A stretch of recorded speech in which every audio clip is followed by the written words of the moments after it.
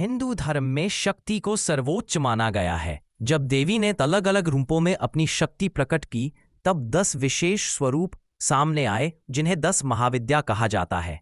ये 10 शक्तियां साधक को जीवन के हर क्षेत्र में मार्गदर्शन देती हैं, चाहे वह भक्ति हो, ज्ञान हो, धन हो या मोक्ष। आज के इस वीडियो में हम आपको 10 महाविद्याओं के स्वरूप, महत्व और उनके दिव्य गुणों के बारे में बताएंगे। 10 महाविद्याओं में प्रथम है महाकाली। काली समय की स्वामिनी है। वे अंधकार को दूर करती है और साधक को निर्भीक बनाती है। उनका रूप भयानक है, काले वर्ण की, गले में खोपड़ियों की माला, हाथों में अस्त्र शस्त्र।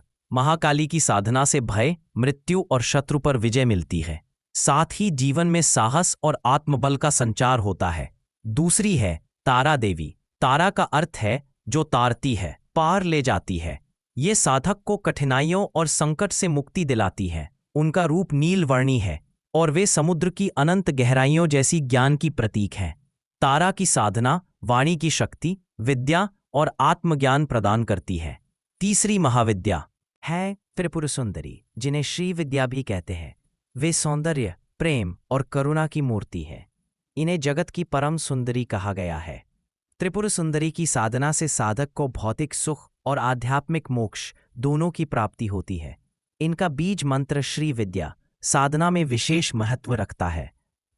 चौथी है भुवनेश्वरी। ये संपूर्ण ब्रह्मांड की अधिष्ठात्री देवी है। भुवनेश्वरी के रूप में माँ संपूर्ण सृष्टि की माता है। इनकी साधना से साधक के जीवन में स्थिरता, शांति और सफलता आती है। पांचवी महाविद्या है छिन्नमस्ता। ये देवी अपने ही सिर को काटकर अपने सहायिकाओं को रक्त पिलाती है। यह रूप त्याग और आत्मनियंत्रण का प्रतीक है। इनकी साधना से साधक अपने भीतर के भय, लालसा और बंधनों को समाप्त करता है और आत्मबल पाता है। छठी महाविद्या है धूमावती। ये विधवा स्वरूप में प्रकट होती है, जिनका स्वरूप उग्र और गंभीर है। धूमावती माया मुक्ति और वैराग्य की देवी है।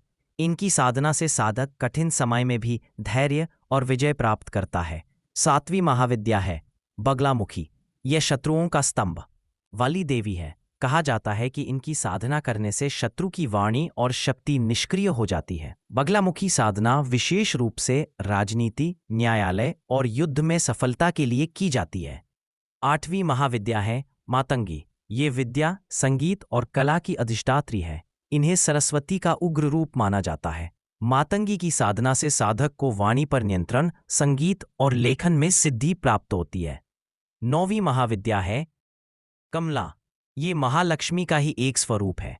कमला देवी धन, वैभव, ऐश्वर्य और समृद्धि की दात्री है। इनकी साधना से घर परिवार में सुख, शांति और संपन्नता आती है। 10वीं महाविद्या है त्रिपुर भैरवी। ये तपस्या, आत्मबल और उग्र साधना की देवी है।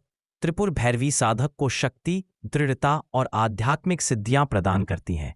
इनकी उपासना से साधना मार्ग में आने वाली सभी बाधाएं दूर होती है।